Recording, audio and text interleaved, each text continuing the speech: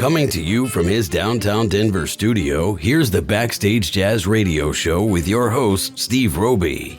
Welcome, friends at home and friends in the studio. This is the Backstage Jazz Show, and I'm Steve Roby.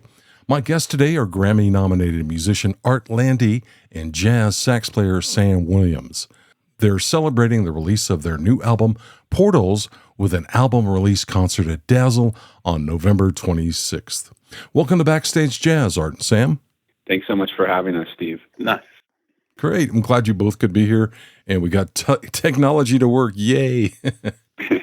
Well, for our listeners who may not be familiar with your music, why don't we start out with a brief intro of your work, and just so that the listener can identify your voices, why don't you start, Sam? Yeah, sure. Thanks.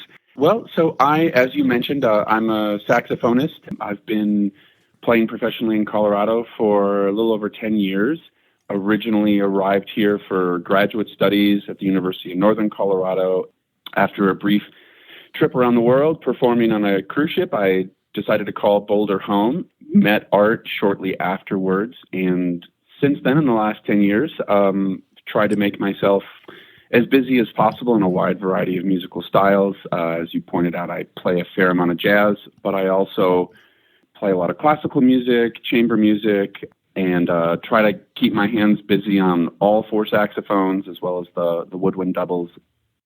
I would say that all of those opportunities and experiences I've had in that broad array have kind of influenced my musical voice, and that's, I guess, the easiest way of describing kind of the general sense of my musical voice and my work. In 2017, I released my first album as a band leader called Turn the Moon. That also features Art Lande on piano, as well as some other fantastic Denver jazz musicians. Yeah, Art and I have been collaborating for 10 years now. This is, I believe, our fourth album together, Portals. That's great. And for you, Art? Let's see, I was born in Manhattan on Fifth Avenue in 1947, so I'm an old guy. My dad played jazz piano. Not only that, but that was important for me. I learned the standards in the womb, and Teddy Wilson, the great pianist, was at my first birthday party. And I got to hear everybody when I was growing up. Nice. Probably Oscar Peterson when I was like 4. Wow.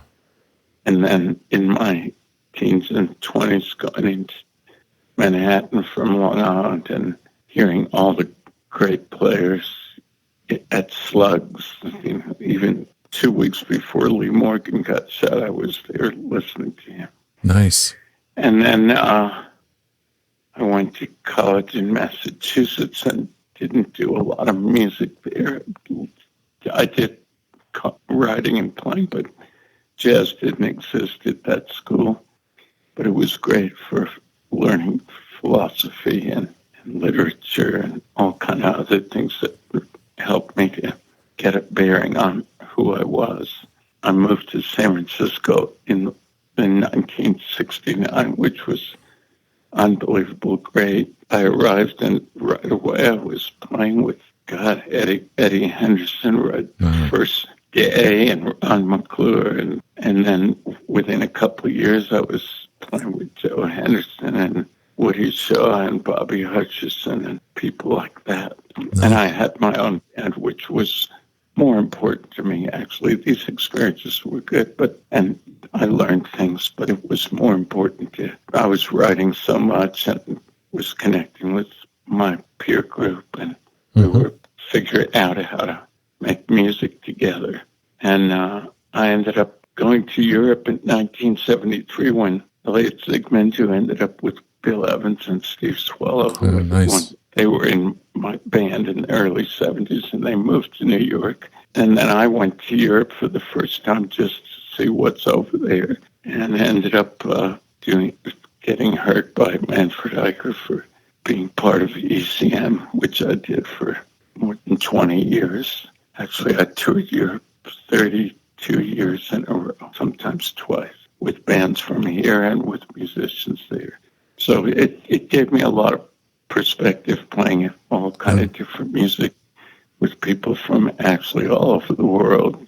Wonderful new Emily from Vietnamese guitarists from Paris, and just widened everything. I mean, I grew up playing classical music as well as jazz, but then it became more also world music. And so I think Sam and I share this, that we're not just jazz musicians, or even, I don't know what that word means anymore.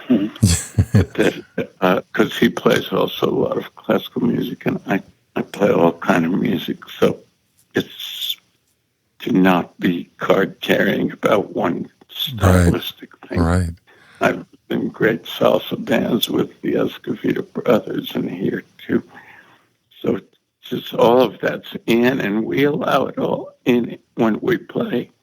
Suddenly it's some salsa, then we're in 12-tone world, and sometimes it sounds like classical music, and sometimes you can't tell what it is. And we like that. It's such a great career, Art, and thank you for sharing. Let's dive into your new album, Portals. Since this is the debut release for the Lande Williams duo, how did the project come together? I'll take this one. I feel like the project is both a culmination of our experiences as musicians and friends and fellow human beings together, and it's a snapshot of our relationship, and it's also just a milestone in hopefully a road that just keeps going forever that we travel on together. As I mentioned earlier, I met Art 10 years ago. I'll just add like a quick story because I think it's relevant. I got to town and one of my first thoughts was, I've heard a lot about this pianist Art Lande, and I had a few friends who had taken lessons with him, and I got his phone number and I called him up, and maybe some of your listeners who are musicians will be familiar with this. Like you get on somebody's radar who's like a well-known, accomplished musician, and you hope that maybe in 5 or 6 months they have time for you to come over for a lesson. And so I call Art and I'm thinking, all right, I'm gonna just establish contact, and in maybe a couple months I'll have a lesson. And he says, "What are you doing tomorrow at noon?" And it turns out he lived maybe 3 or 4 blocks from where I was living, and it was just immediately this connection. In our first couple lessons, he had some just really poignant things to say to me that kind of just opened up my mindset to other possibilities. The foot's been on the gas the whole time since then for 10 years. And it's not just music. We go on walks together. We watch, sports is a big part of our relationship. We watch a lot of basketball and football, and Art officiated my wedding 7 years ago, and so this album is really it's just part of that. It just happens to be something that we can offer to people, outside of a live concert if they want to take this home and listen to it or stream it. It's just kind of a representation of our paths that we share together. We had been playing, there've been several bands that we've been a part of together, but we've been playing duo for, 6-7 years, and Art can speak to this at some point about, the concept of a band versus a gig. And we spent several years just getting together, playing duo, and we finally agreed, hey, maybe it's time to present this. The music might be ready to present. And we've done a couple of duo concerts. During the pandemic, I was able to get a digital performance with Art and I through the Aspen Music Festival, where we presented a pre-recorded concert that was streamed on their website. And the next logical step was to go into the recording studio and just to document what we've been up to. We can go further into the details, but I think that kind of summarizes the general impetus and the origin of the album. Great. So does the title Portals have any significance? Is there a meaning behind it for you? There's a tune I wrote called Portals of Prosperity, which is on Prosperity is a made-up character. I like fantasy things just for fun. So that was part of why. But I also think the pieces open into worlds. It's kind of how I see music, and Sam joins me. And so we hoped, rather than presenting something, we're hoping that a portal shows itself, that we can go into and find out something more about the piece than we did the last time. And since we're allowed to leave the form and just explore free form too, these things happen. Yeah. We go through the portal, and then it's an adventure for us and for the listeners rather than a formulated, entertainment. I don't know what, it's an adventure every time that we play. Sounds good to me. Well, let's play a couple of tracks from Portals.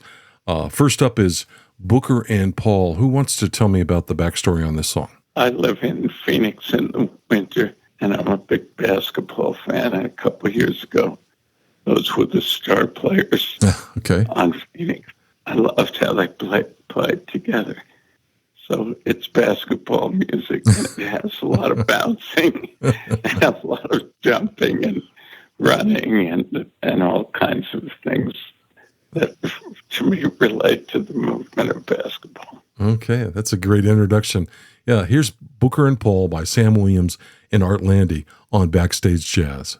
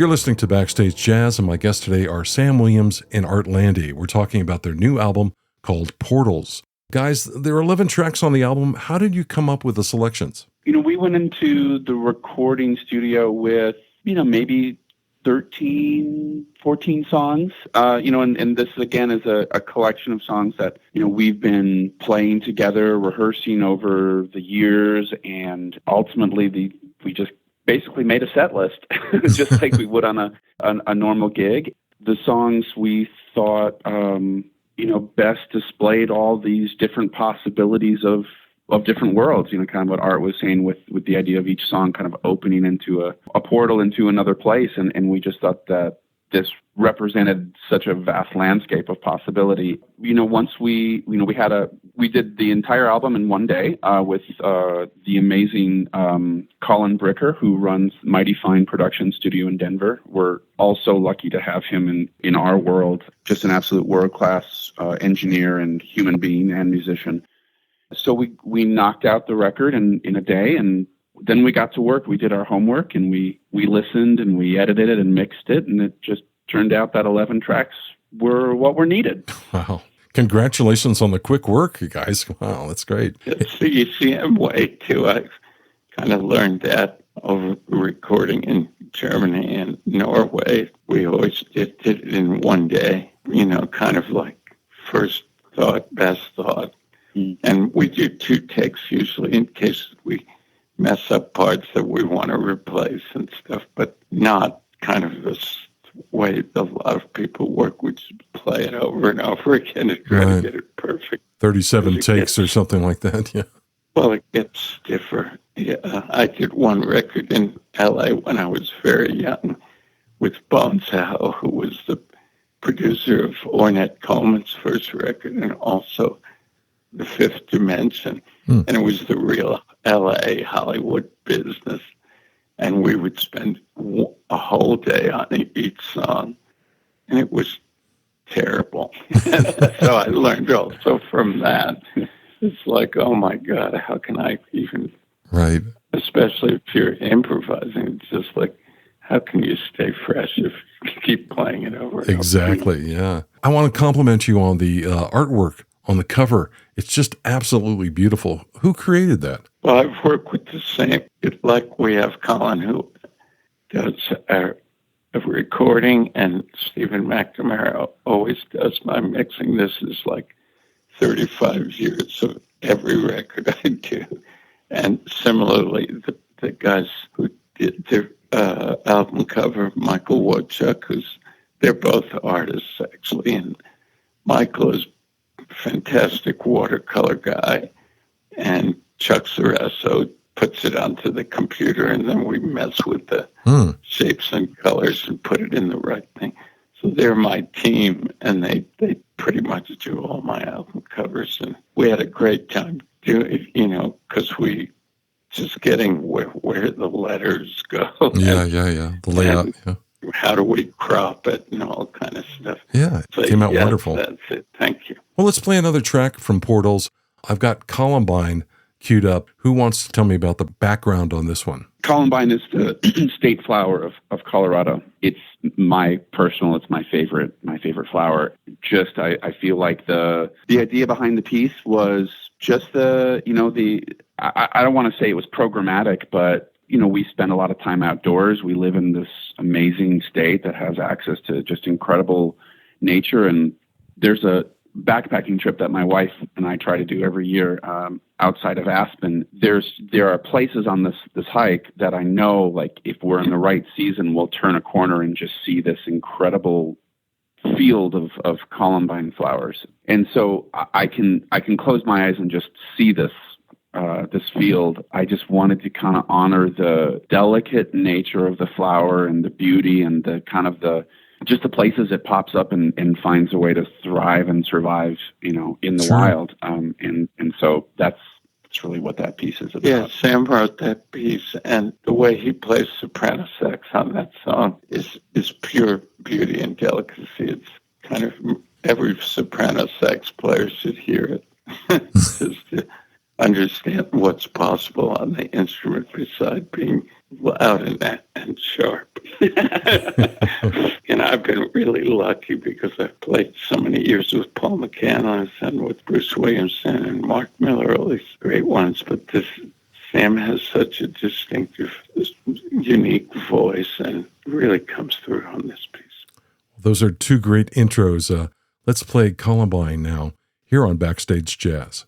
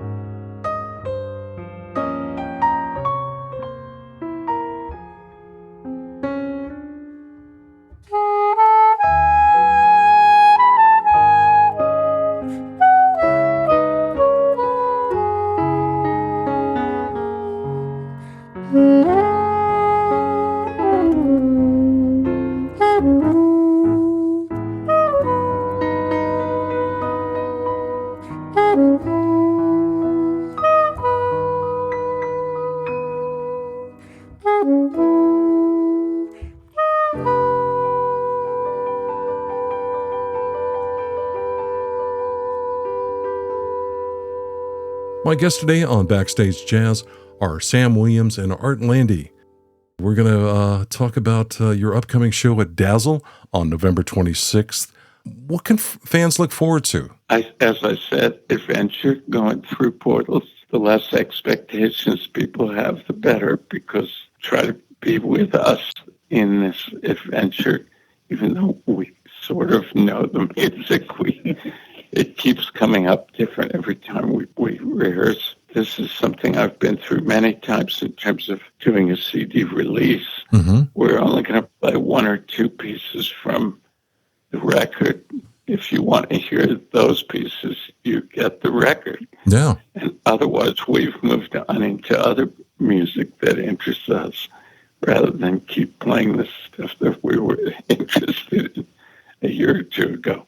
All right. So fresh, different pieces, plus one or two from the people coming to hear us. We'll hopefully go through a portal with us. That sounds good. Sign me up. So are you going to bring any copies of the CD for merchandise for the audience members? Yes, we'll have physical copies available. Yeah, hopefully we sell out and have to order more. That's great. And just to remind our listeners, you can catch Sam Williams and Art Lande for their Portals album release concert at Dazzle on Sunday, November 26th. Showtime is at 6:30, doors open at 5:30, and tickets are available now at dazzledenver.com. Thanks for your time today, guys. It was really fun and educational at the same time for me. Thanks so much for having us, Stephen. It was really nice to speak with you and have an opportunity to talk about our music together. I hope you can come. It'd be nice to meet you. Same here. Yeah. I look forward to it. If you're enjoying the Backstage Jazz Show, we'd love for you to like, subscribe, and leave a review on Apple Podcasts. And now, back to the show. The Backstage Jazz Show was recorded at Little Raven Studios in downtown Denver, and our producer was Craig Stevens. You can find Backstage Jazz wherever you listen to podcasts. Be sure to stop by our website, backstage-jazz.com, where all past and current episodes have been archived. If you'd like to be a guest on the show, you can email us at backstagejazz@fastmail.com. This is Steve Roby. Thanks for listening, and we'll see you next time on Backstage Jazz. You've been listening to the Backstage Jazz Show. Join us next time for more great jazz and interviews with your favorite musicians.